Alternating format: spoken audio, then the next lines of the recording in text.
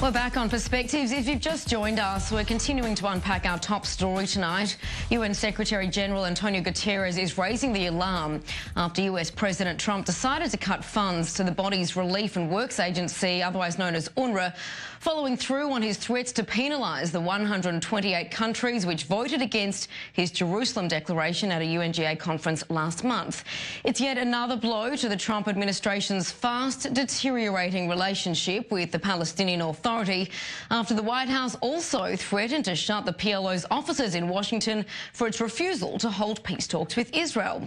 For more, we now cross live to our senior diplomatic correspondent Nina Larsen in New York. Nina, is this really about transforming or reforming, rather, this UNRWA organisation, or just about muscling the Palestinian Authority back to the negotiating table? Well, Tracy, it's probably the latter. That's what the US really wants to do. They've lost a lot of face in the last few weeks with the Palestinians refusing to consider them a neutral mediator.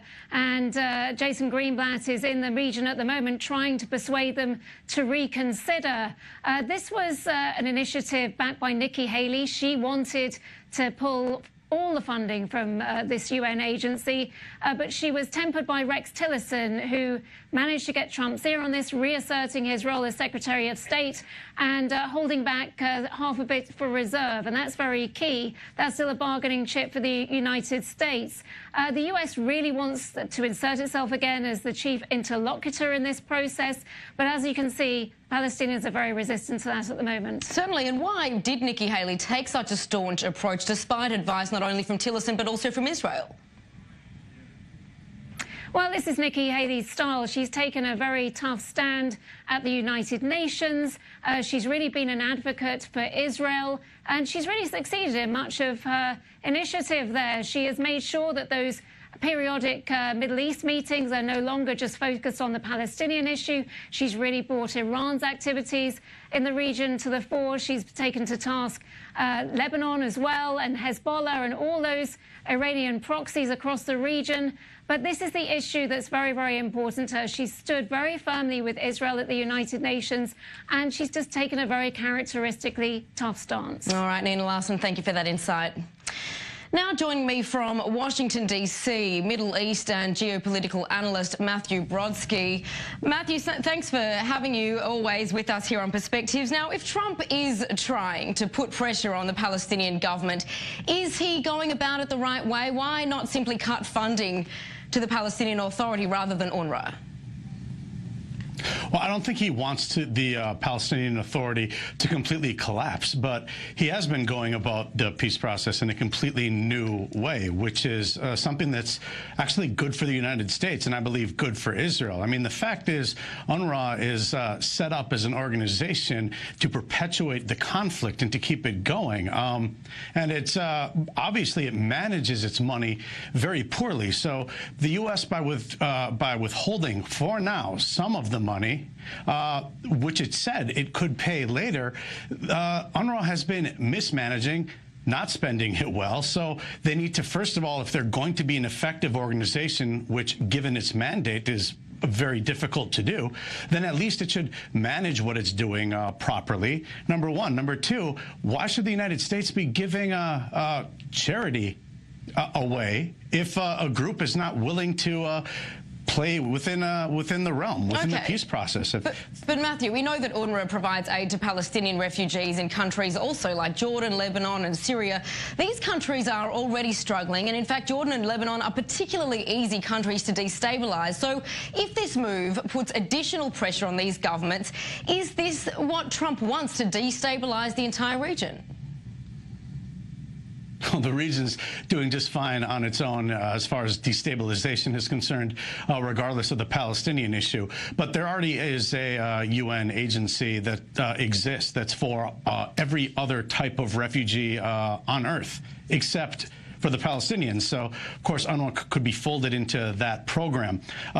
As far as pressuring the Palestinians, this is something that he needs to do, of course, because they're not willing to come to the table or negotiate. And the simple fact is, we're realizing if their red lines remain unchanged as they've been since the year 2000, when they met at Camp David, there's nothing really to discuss in the negotiation process. Now, whether Trump understands that aspect, we don't know. But in the meantime, this step is perfectly in line with the type of thing he said he would do, and it seems to make sense because continuing business as usual has obviously not worked. Right, but you mentioned the fact that it's about putting pressure on the Palestinians, but is this really going to garner the result that Trump hopes? Will strangling the civilians and pressuring the governments in those other countries that I mentioned lead the Palestinians back to the table, or instead just further fan the flames of war?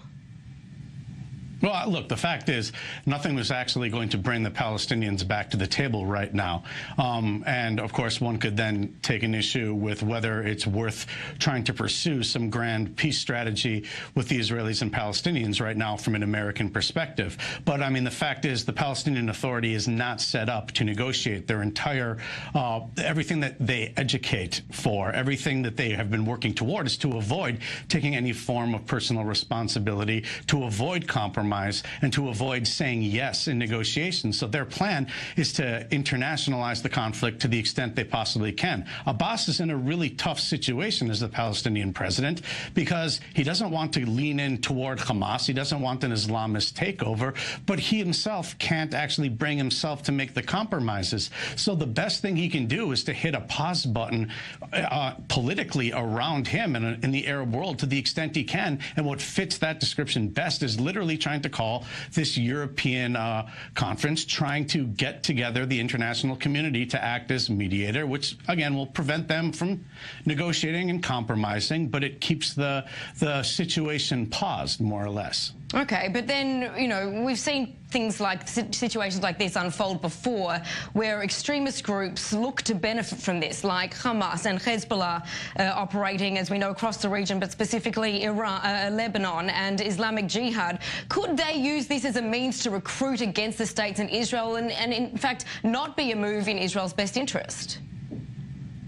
I mean, it's like they've squeezed the juice from that fruit about as much as they can over the past decades. It has the Palestinian issue, and this has obviously been a problem from the Palestinian Authority's perspective, has not been high enough on the list of priorities for Arab states, and it doesn't really even motivate that much beyond just rhetoric.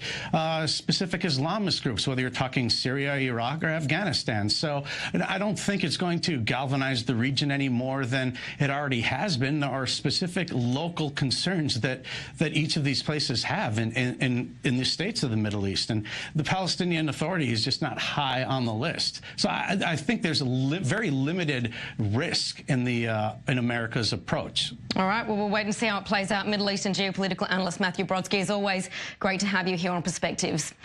All right, on the other side of the break, could the Middle East be heading towards a religious war? We look at what's slipping under the radar after an international conference in Cairo, and why Steve Bannon is being tight-lipped at a House Intelligence Committee hearing about the Russian meddling probe. What does he know, and how long can he stay silent for? Plus, later, the Winter Olympics are coming. The Koreas agreed to march together as 20 other countries look at imposing further sanctions on the North. Stay here.